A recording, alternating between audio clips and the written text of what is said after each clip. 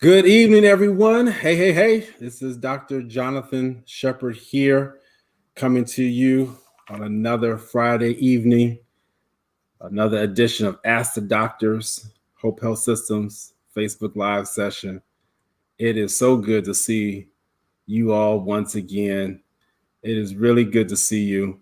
You've been kept another week, and I'm so thankful to see so many of you all who come back and watch us live, and then there's those who watch us for a replay. And I am thankful for those who go back and watch us through replays. There's been quite a few people who do that, and so please know that that is greatly appreciated.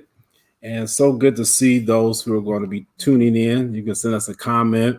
Let us know that you're watching live or just watching us, period. And I will be commenting back when I get a chance to. I have with me my colleague and my friend who joins us at least once a month. And so glad that she's back with us. It's been less than a month that she was here. And we want to make sure that she is highlighted and featured.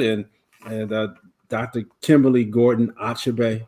I love saying that name. And you see she has her handle there. How are you doing today, Dr. Gordon Achebe? I am great, Dr. Shepard. Blessed, great, and in already in Thanksgiving spirit. Lot to be thankful for. So that's good. That's good. Thank you for saying that. Being in Thanksgiving spirit. And I want to say hello to Sarita Watson and Angela Pinkney. We have a lot to be grateful for, Dr. Gordon. This has been the worst month of the pandemic thus far. Yes. And we've probably experienced one of the worst weeks here in the state that we live in Maryland, where we have hit the highest number of cases in one day, just below 3,000 cases in one day of the coronavirus. And so when we mention these numbers, we don't mention them to just exaggerate and to alarm us. Right. We do that to educate and to draw insight on how we can protect ourselves. Dr. Gordon, it's just something. I'm transparent. I got tested again for the coronavirus just yesterday. I will say that we have a facility at Hope Health Systems that's called Agape. It's our family medicine practice and family medicine practice organization, and they will test you for the coronavirus. So come on over to Hope Health Systems. And I got tested yesterday. Yeah. You got to know your status. You want to say anything about that, Dr. Gordon? I never thought I would live in a time where I was so invested in knowing my status. We have a number of viruses that has impacted the United States across, time, from the AIDS epidemic and how that affected many people. But to know your status to COVID is just not something that many people thought they would be interested in. I'm happy that we have rapid testing available for people now. I actually, be transparent, actually had COVID testing and was happy to know that I was negative after a family member was positive for COVID. Asymptomatic but positive. So we are living around others who may have been exposed and not know it.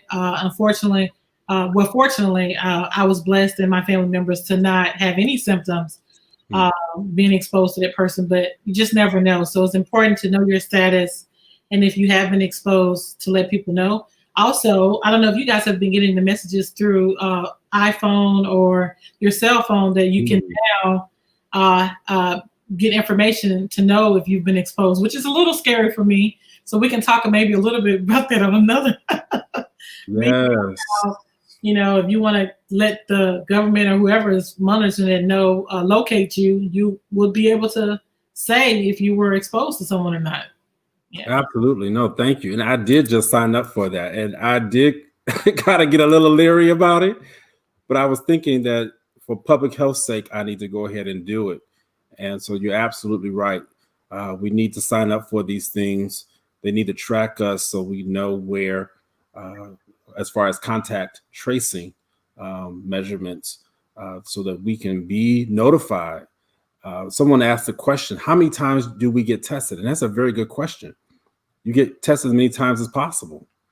We were just talking before the show started. You can sometimes have false negatives. You can have all the clinical symptoms, and yet the test be negative. So you may have to get the test repeated. And if you've been exposed to somebody, you may have to get that test redone, even if you just had it last week or last month. This will be my second time getting tested. Go ahead. I just want to clarify what Dr. Shepard meant by that a little bit. So I think that, from a medical standpoint, if you know that you've been exposed to someone or you have a suspicion of being exposed, that's what I would recommend. You definitely get testing. If the results are negative and you're having symptoms, of course, sometimes the tests are false positive, so you want to get tested again. You do want to contact your medical provider and inform them of that information so they can guide you through the process. I don't suggest people just to go get testing just because they feel like it. Like, oh, I'm just worried. Let me go get testing as many times as possible, just so you can continue to not social distance. So the key to keep yourself from actually contracting COVID is to social distance.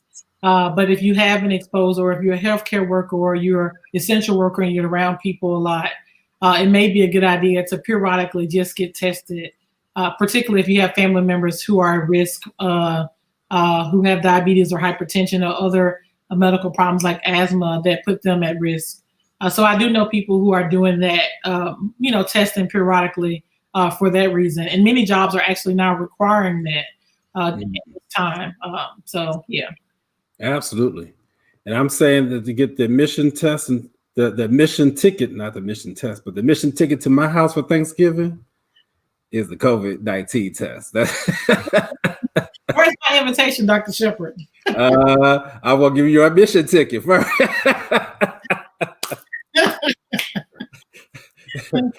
You better get doing anything for Thanksgiving. Dr. Shepard knows that I love to cook, so you're welcome to stop by and I can hand you a plate. But no one will be in my house for Thanksgiving, unfortunately, which makes me really sad. So. Yeah, that's right. All right, let's move on. Thank you for indulging us in our opening comments. We have quite a show today, and we are very thankful for the topic and for Dr. Gordon and our special guests in leading us in this important topic. I'm so glad to be a part of a platform that allows such a wide variety of issues. We had an awesome time last Friday, and feedback is still coming through that show. And the last time that Dr. Gordon was with us, we had awesome feedback. And then even from the last two shows, people still talking about that show with Nikki Thompson. And so we're thankful that this show will go down as one of those shows that we will continue to talk about. We're going to talk about an important conversation on immigrant mental health and domestic violence. And so we're going to talk about the real terrorist. And so we're privileged to have with us a special guest, and Dr. Gordon's going to take it away. She's going to introduce our special guest. And I want you to hang tight, share this video. You need to start sharing it right now. Call your friends, say, hey, we're on. You need to check this out on your social media platforms. This is going to be really insightful information and could be life-changing for some of you. Dr. Gordon, let's introduce our guest. Okay, so thank you, Dr. Shepard, for that introduction on our topic. And we are going to have a lot of discussion today with an expert who is very dear to my heart.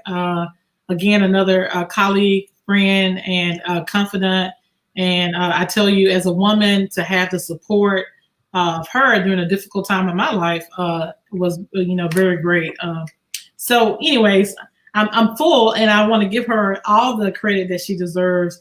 She's going to tell you a little bit about her journey in her career and how she came to become an expert in domestic violence, and also helping immigrants who are having issues with career advancement and also development. So Dr. Rusha Babakar is a medical doctor who actually got her medical degree in Sudan and migrated to the United States and is actually fluent in English and Arabic. She has Egyptian and Sudanese descent, And she is the founder and CEO of eFleet Incorporated, which is LLC. I'm sorry, eFleet LLC, which is a company that equips women and immigrants with information and tools that are critical to their development and success in the United States. She considers herself a clinical researcher. She has 20 years of it. Now, she doesn't consider herself. She is a clinical researcher and has 20 years of experience in clinical research, business development, with her master's in business administration, and also strategic planning. I will say that I am delighted to sit on her board, and I have to put that plug in. She asked me to help build a platform for domestic violence and intimate partner violence, and I'm delighted to be a part of that movement.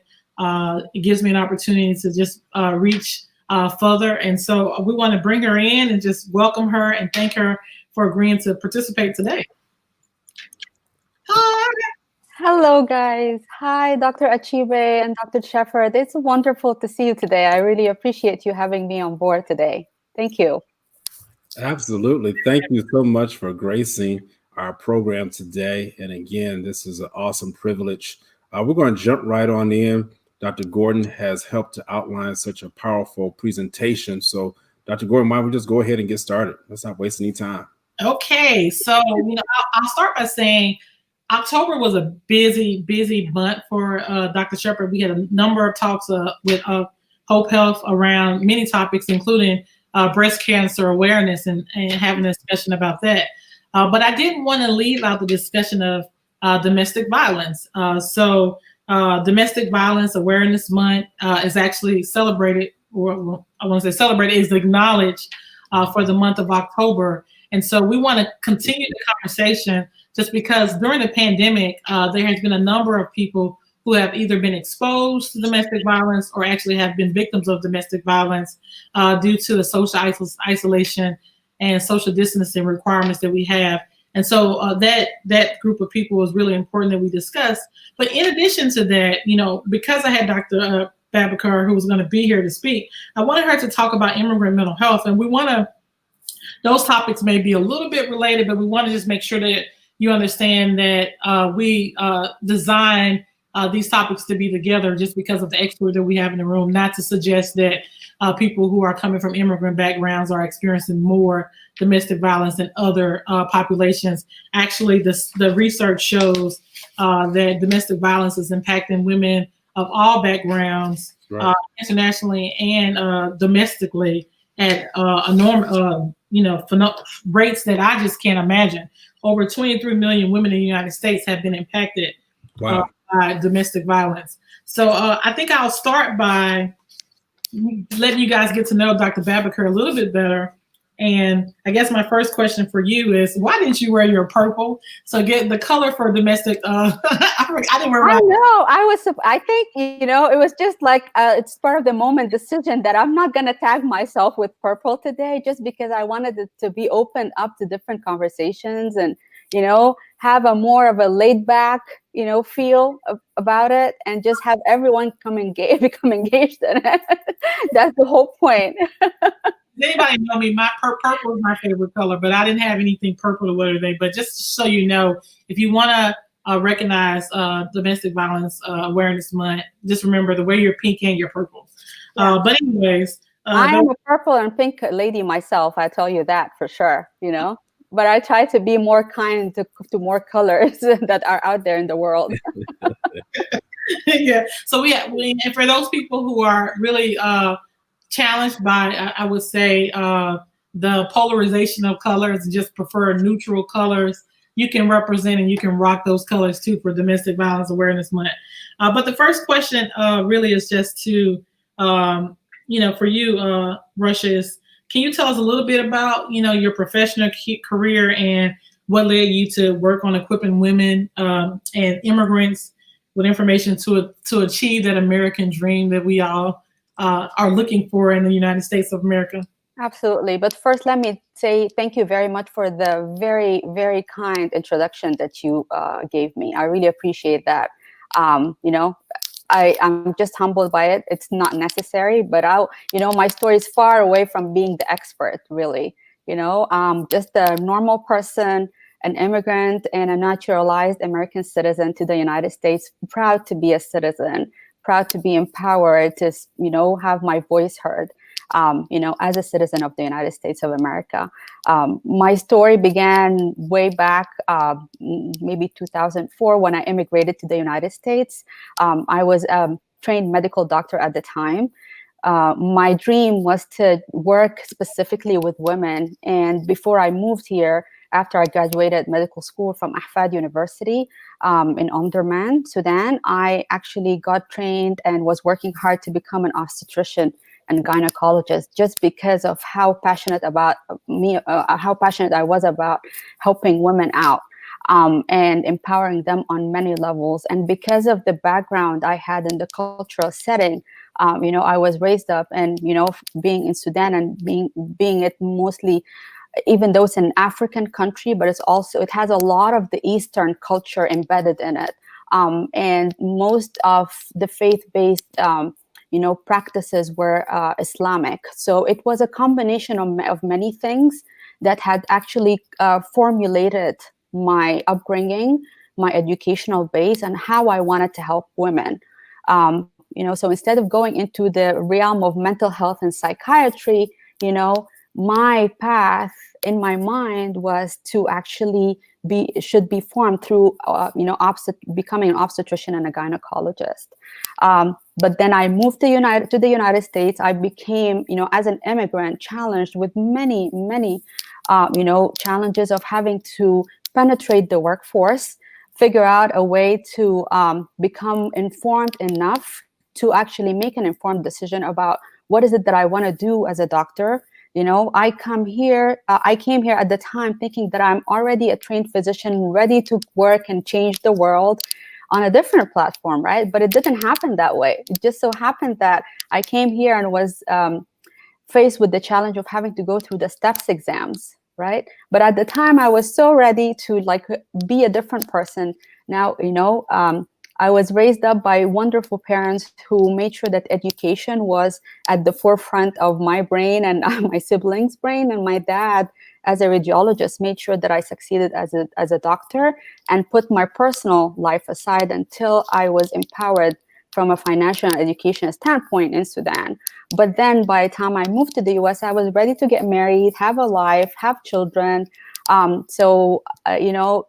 was how I perceived everything to happen. And in the process of going through these, thought processes in my head, I had to make decisions of whether it was time to actually get married or restart a career in medicine, have to prove myself on a different platform in the United States by going through the licensing exams and taking the steps in the assemblies and, all this, hurdles that every immigrant has to go through. So I don't want to interrupt you, Russia, but I just want to say that that's how we actually met. So I actually, I'm transparent a little bit. I actually struggled with the STEP exam, Step 1, and I elected to take a course in DC. And I'm from Louisiana, so you guys know that's a big way from home to take a course in DC. And during that course, Russia and I met, Dr. Babaker and I met for the first time. I tell you, there's a number of immigrant medical doctors who were influential in teaching me medicine in a way that I just blew my mind of how many talented individuals in this country was denied access, and I say denied for a reason, denied access to traditional residency programs due to racial discrimination and stereotypes. We have a huge healthcare need in America, and now we have nurse practitioners and PAs who are taking the lead and trying to help with the healthcare shortages we have. But we have a number of immigrant medical doctors in this country who cannot practice because they can't overcome those hurdles to get those exams because of cost, because of stereotypes and all other things. But Russia was very influential for me. Even had study groups in her home. So, yeah, we've come a way. I'll tell you, these are one of my best memories, really.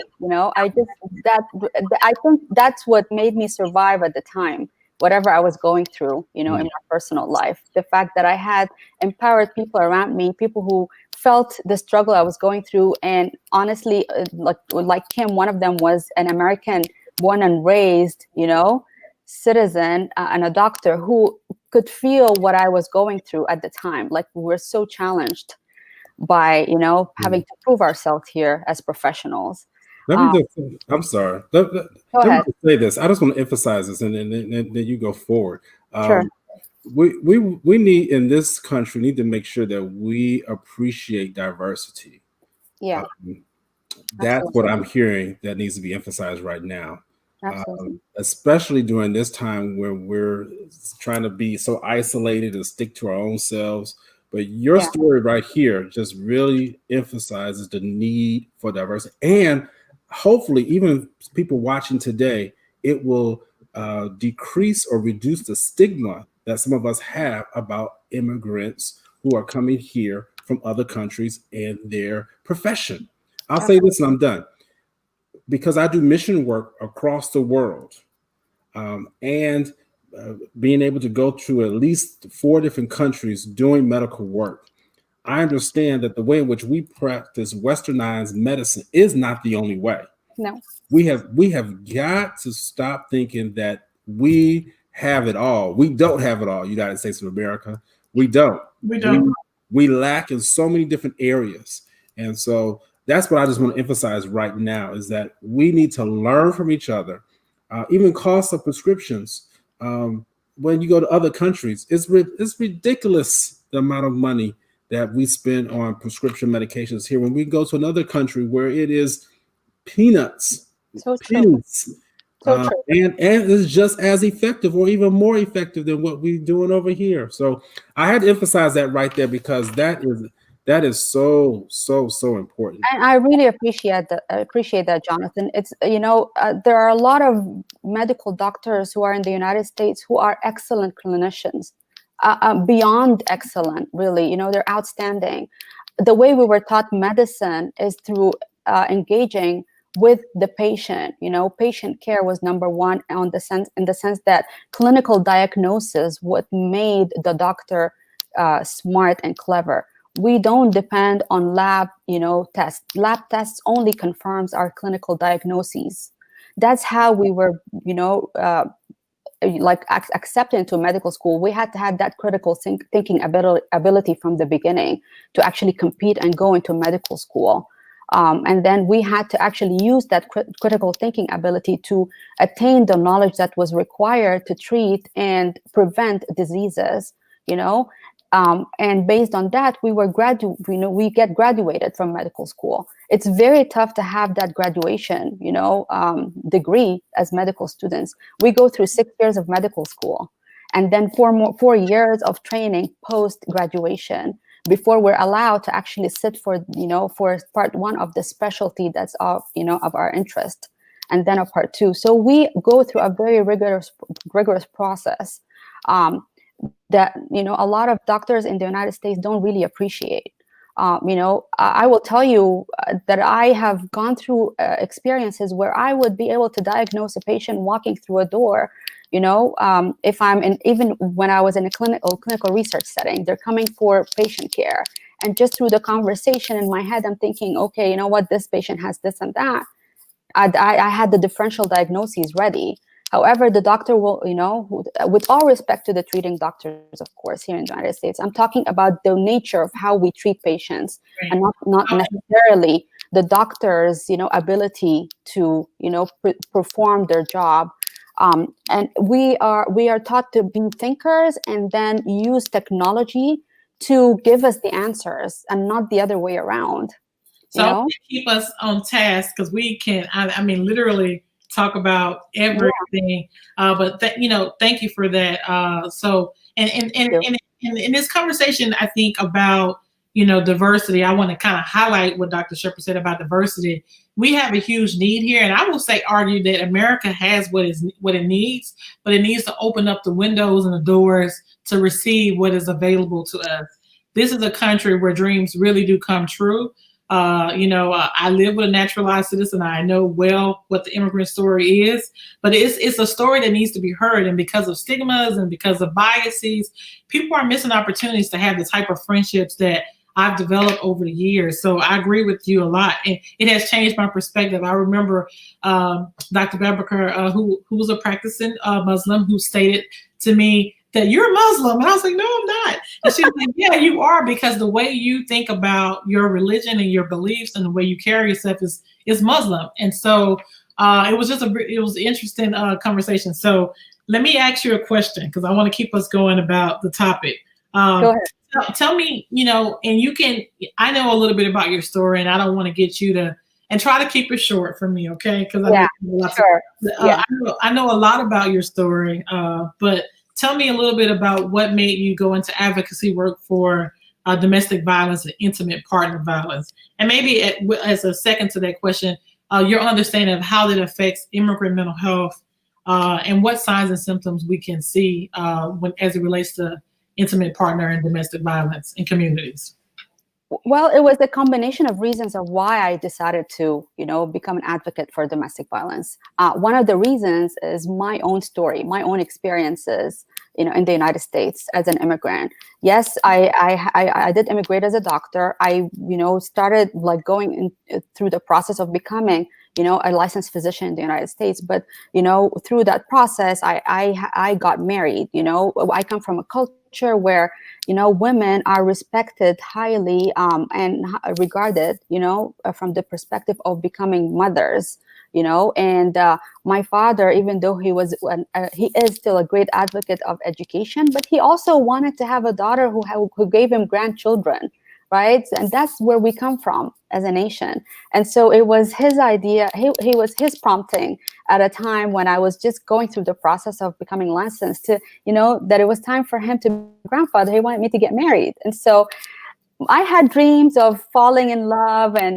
having the man of my dreams be, my husband and all that. And I was hoping that it will happen. You have it now. It didn't happen, right? Well, you know what? It didn't happen to me at the time. I just because of how I was brought up and everything, I was very, I think, too hard to get, if I may say. And so I ended up getting married, through the traditional channels of having a person, a person, ask for my hand in marriage, and I got married that way. Arranged marriage. An arranged marriage, exactly. And well, not really, but we'll just say that I had a say in it. I said yes to someone who, wanted to get married to me. And, I was getting ready to be on that platform. But the problem was that I had to go through the challenges of figuring out how should our personalities work. And the realization halfway through the marriage that this was not working, not because it was like you, Kim, said, like it was a semi-arranged marriage. It was just because there were signs of violence that I was not aware of at the time, or was not willing to accept. Part of the reason why I wasn't willing is because I, as a physician, saw, like I thought highly of myself at the time. And I felt ashamed to have been falling into that trap.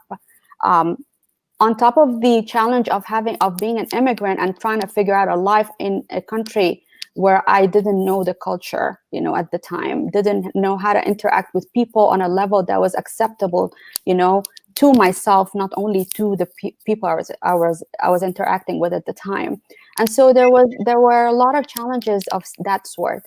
But not only that, it was also, the realization that a lot of immigrant women who came to the U.S., even though they were highly educated, they ended up putting themselves third and fourth and 10th, in order, and sacrifice their dreams in order to build a family in a different environment, and having to give the man of the house the opportunity, to take the lead so that they can eventually live a better life since they became immigrants. But I noticed that over time, these women became emotionally distressed, if I may say. And this is where mental health started, tapping into my brain. I had and still have a very strong support system.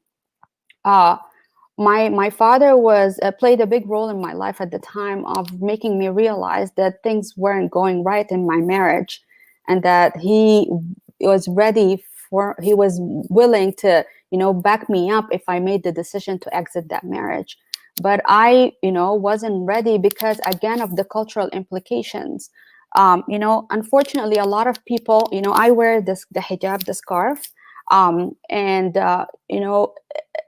that's very dear and near to my heart. I that's part of my identity as a person.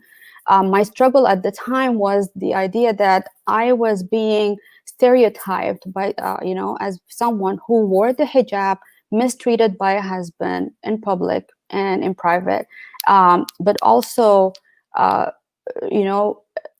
reflecting wrongly on the faith that I strongly hold on to. And that became an issue, to me. Kim, I think you're muted. I am?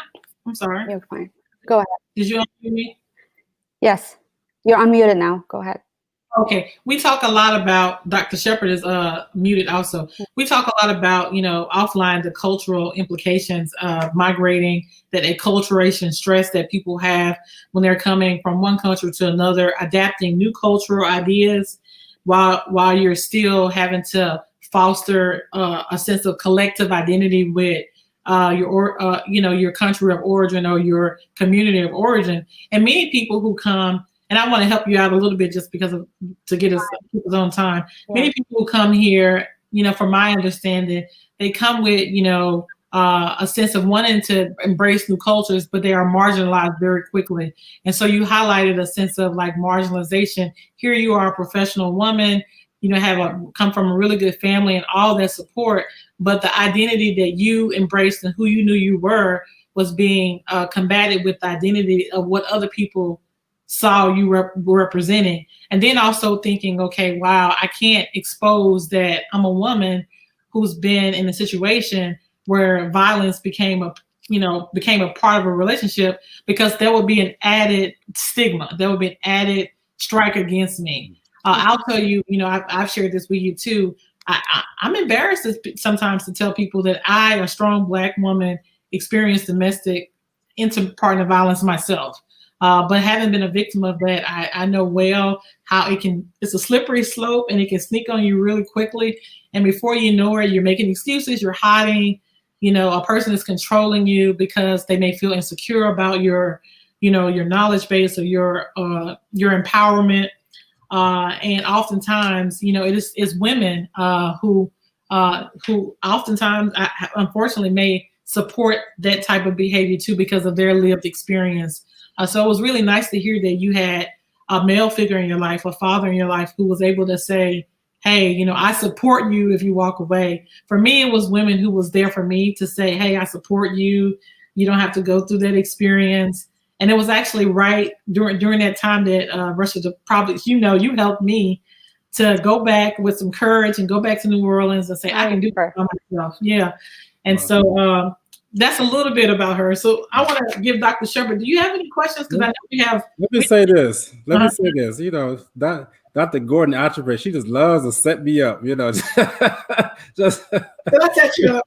Oh no, it's a good setup. It's a good setup because your insight in bringing on people who can pierce the heart.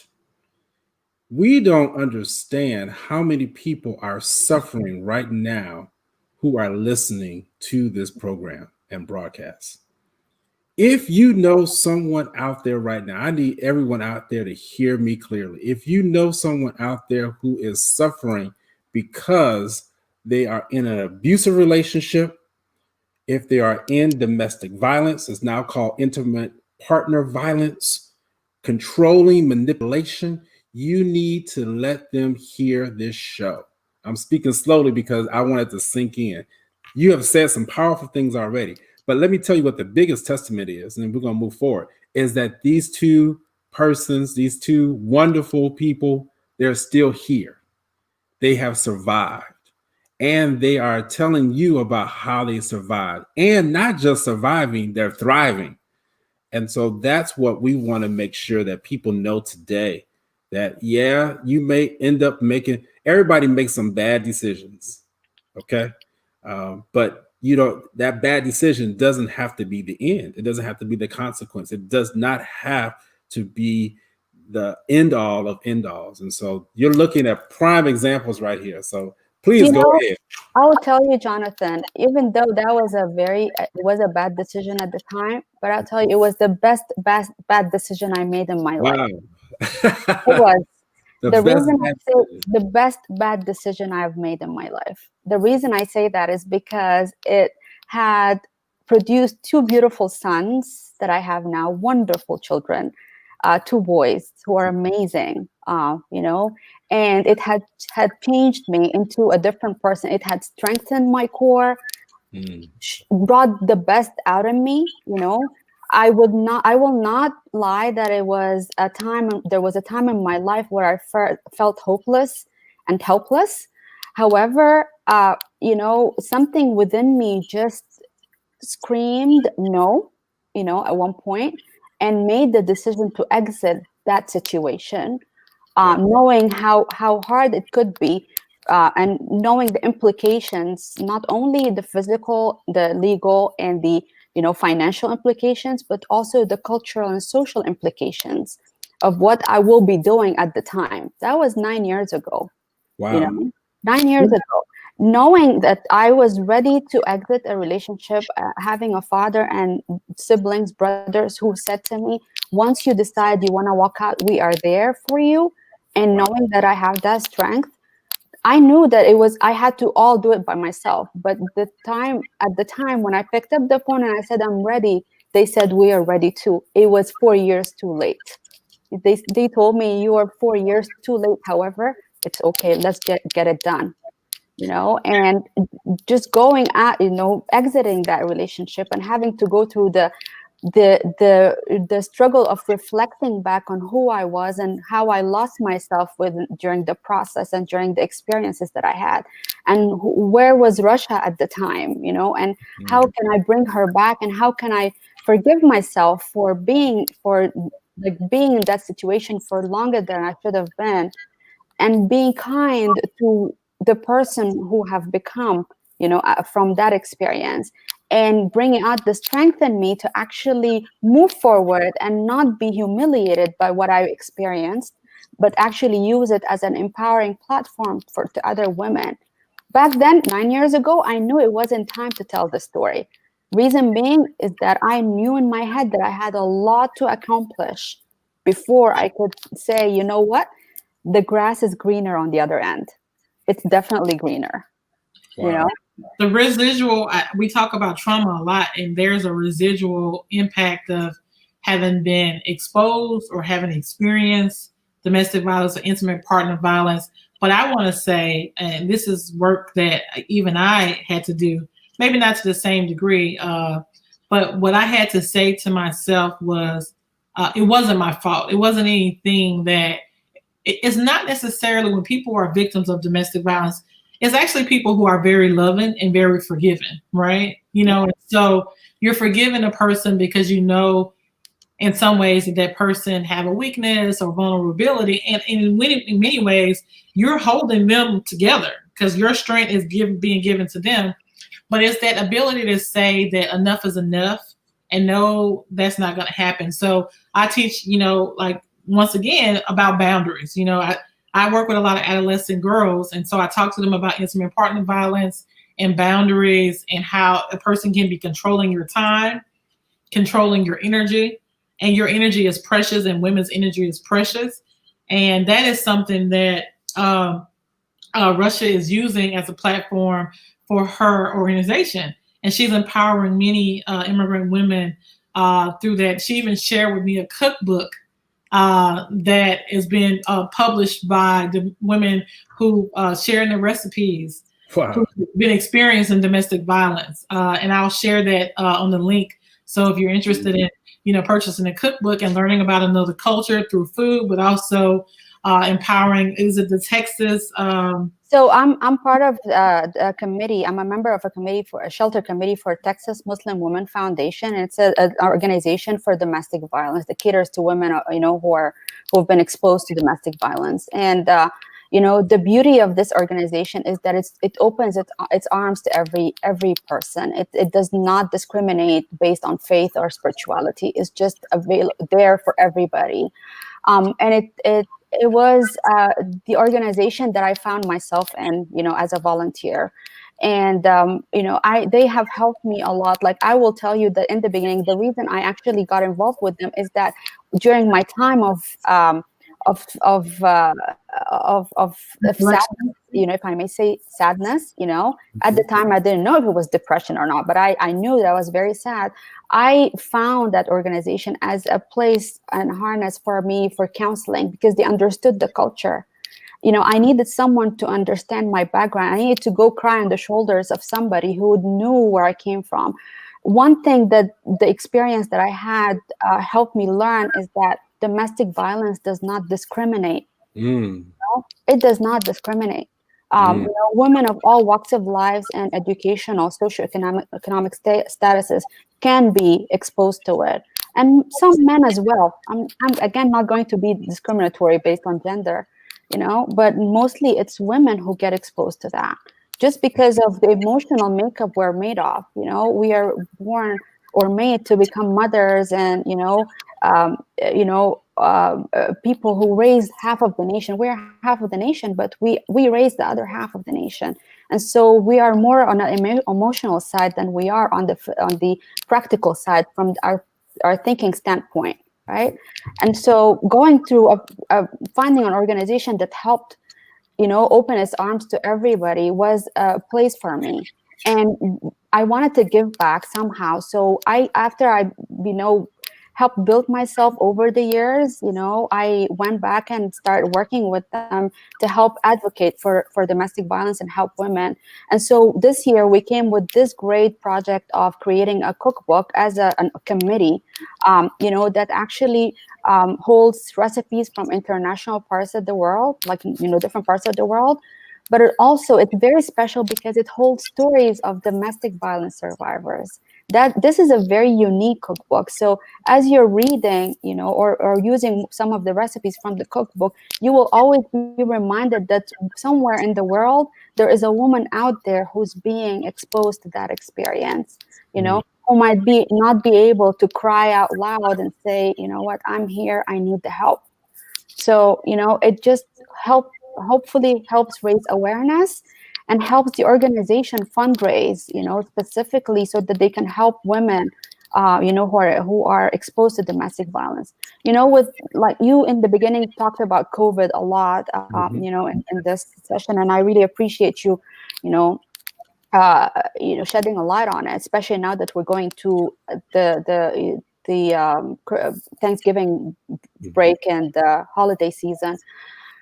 But we also have to emphasize that during COVID, domestic violence incidents has risen significantly. A lot of people love staying home and being closer with their family and learned a lot about their families. But unfortunately, a lot of women were trapped in homes of perpetrators, and became into stronger situations of domestic violence and harmful situations. Not only women, children as well.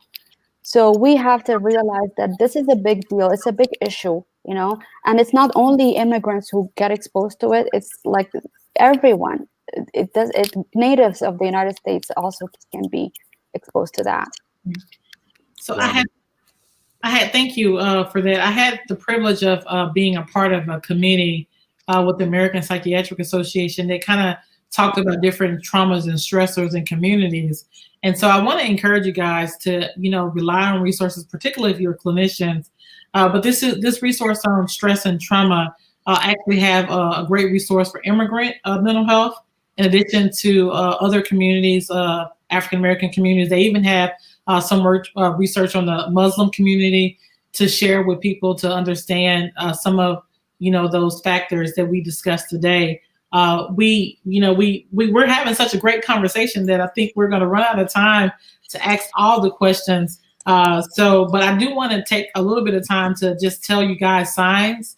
So if you see this happening to an individual, that you will feel more empowered and comfortable to help them and talk to them, and listen. Listen to people. Sometimes our communities are trying to women and men are trying to tell us stuff, but we're not taking the time to listen.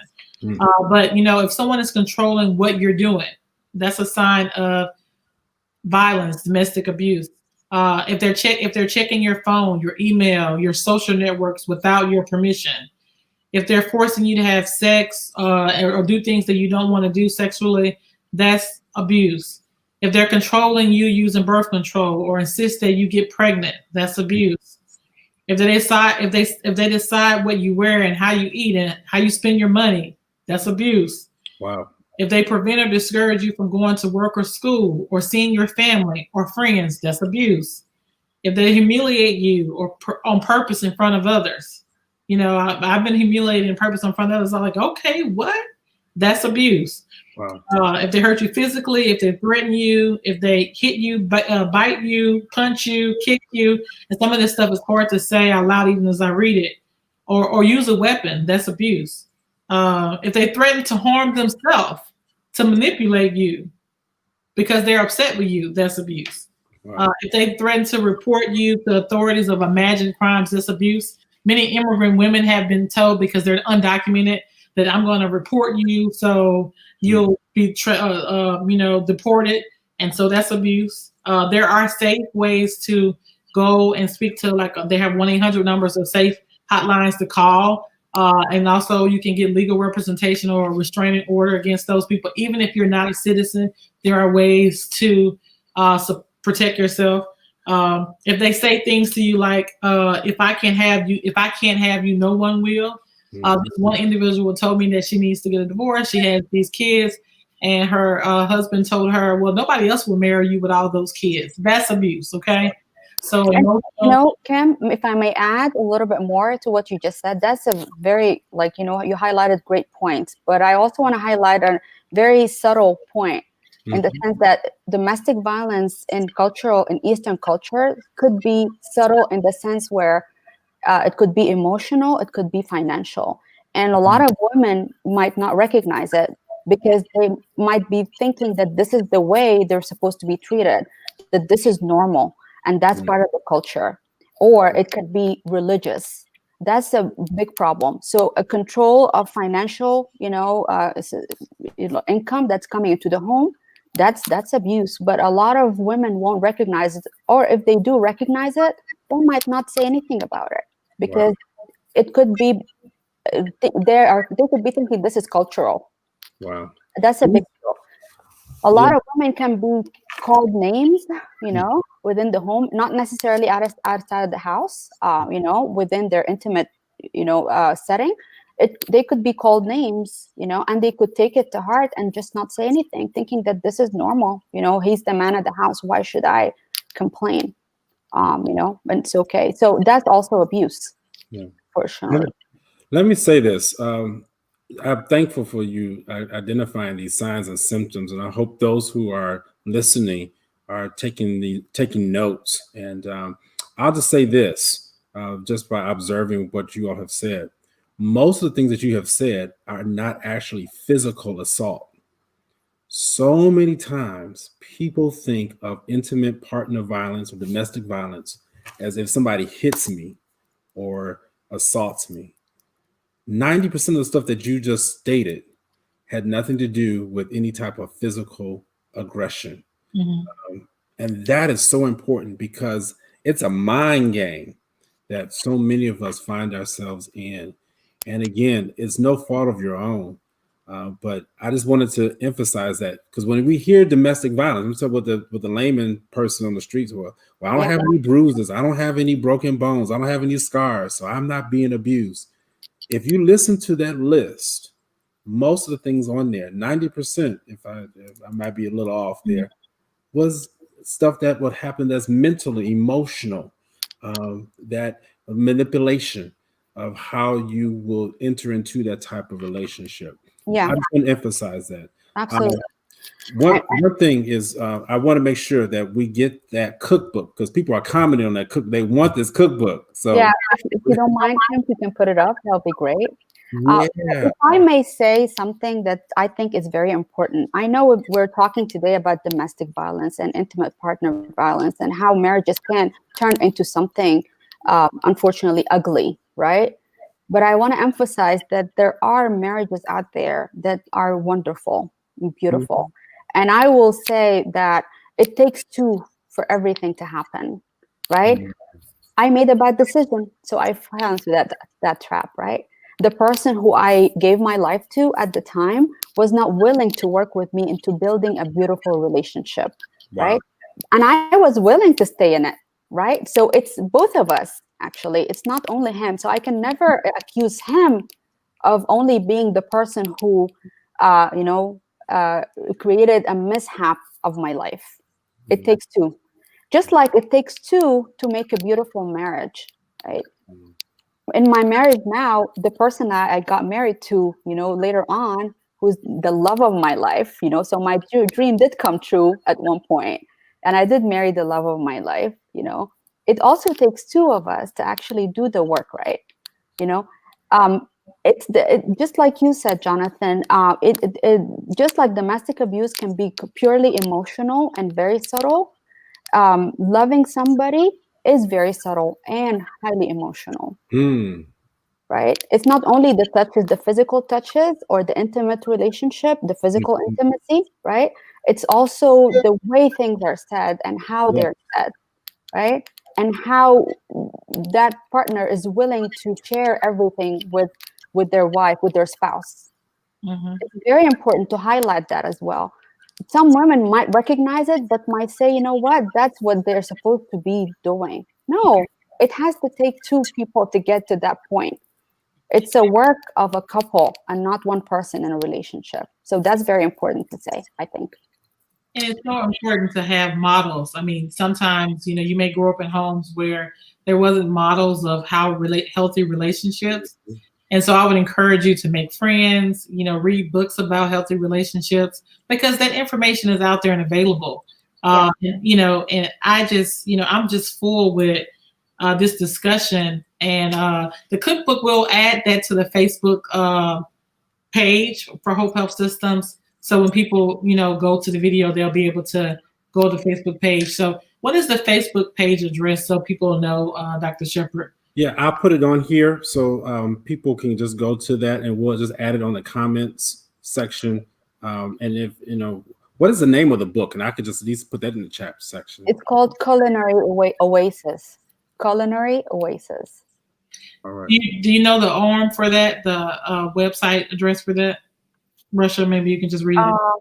No, unfortunately, I don't. Right off at the top of my head. But if you go to tmwf.org, they have it there. So it's tmwf.org. You'll find it right there on the website, and they can actually purchase it from the website right there and then. Okay. TMWF? Yeah, TM as in Mary, WF as in Frank. .org. Great. Thank you. You're welcome. Thank you. So I saw a comment by Kiara Hilton. I don't know if you can put it up, but she stated that my family has fostered refugee teens, some who were recovering from violent histories. I work with international teens for a living as well. I myself is a survivor of domestic violence, so this touches my heart. I would love to buy a cookbook and contribute. You guys are so inspiring and are making an impact. Kiara Hilton, thank you for that comment, and thank you for the work that you're doing for. Thank you, Kiara. For teenagers who've been exposed. This is such a Thanksgiving to have you to share that. And please, if you feel comfortable, tell us about your organization and help foster refugee teenagers as well. Yes, that would be great. Absolutely, absolutely. Well, we are about to wind down here. That's kind of a natural pause. This has gone by so fast. I still have a lot to say. Well, look, we'll bring you back. Absolutely. Thank you. I would love to come back. Absolutely, Thank you so absolutely. much. Thank Yeah, you. and I really do say that for those who do come back, people who know me, I keep my word because there's so many things that you can speak to. I'll just say this in closing. So many times we feel that we have to have somebody who looks like us to be able to identify how to help us in situations. And I keep telling people all the time, just because you have somebody who looks like you doesn't mean they know how to be able to speak to you and help you get through. There's been so many different cases and situations where people who don't look like me actually provided me with the solutions that I needed to get through. So now I can go back and then help some more people who may look like me and who may not look like me. So let me just say, you have been a tremendous help and blessing Thank you. to us today, and so have you, Dr. Gore, because I learned some things about you today I didn't know. Oh boy. So yeah, I mean, it's always hard to be transparent. So I respect those people who are respectful of that information that we put on Facebook. This is not an easy conversation for any of us, but it's a conversation that needs to be had. I want to share that the Office of Women's Health, womenshealth.gov, has a helpline. It's called OWH Helpline, 1-800-994-9662. Someone asked that if we would provide information how people can get help. So 1-800-994-9662. And maybe Dr. Sherper, you can type that up and add that as well. And that is the womenshealth.gov, Office of Women's Health website, that I got that information. All right. You said this is the women's government. Womenshealth.gov. So just all one word, womenshealth.gov, the Office of Women's Health. But the number is 1-800-994-9662. Give it one more time. I'm a little slow here. 1-800-994 9662. 9662. Okay. Got it. So I don't know if we had enough time to talk about immigrant mental health, but I think we left you with some nuggets for the next conversation that will be had. So, thank you. And again, you take care of those people who are maybe shut in and isolated during the Thanksgiving period. And if you know someone who's experiencing domestic violence, I want to add that things do get worse. They don't ever get better. Okay. And so a lot of people say, well, what if things get better? In most incidents, they do not get better, right? Until you take action. Until you take action. Absolutely. Until you take action. Yeah. And I like how you mentioned how your family, they were there waiting on you. They were there waiting on me. And there are a lot of good families out there, that are waiting on their daughters to, just say a word. However, there are many who are not saying anything and just don't know how to handle it. So we will have to raise awareness and let them know that times have changed. The world is becoming smaller, and we are working together. And hopefully our differences will bring us together, closer, as opposed to, tearing us apart.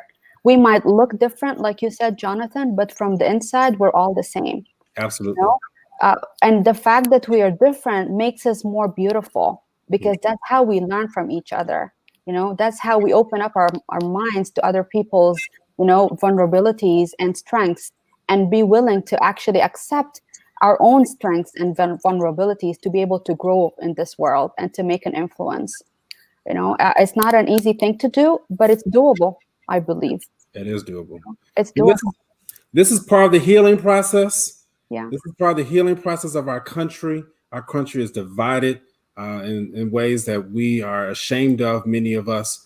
But this show, just a small piece, is a small piece of the puzzle, but this is part of the healing process. And so I'm thankful that we've been a part of the healing process today, not a part of the problem, but a part of the solution. And so we're thankful for all those who have viewed us today, those newcomers, because of Dr. Babaker. We appreciate you. I salute all of you out there. Don't let this be the last time you watch the Ask the Doctors, the Hope Health Edition, Hope Health Systems Edition.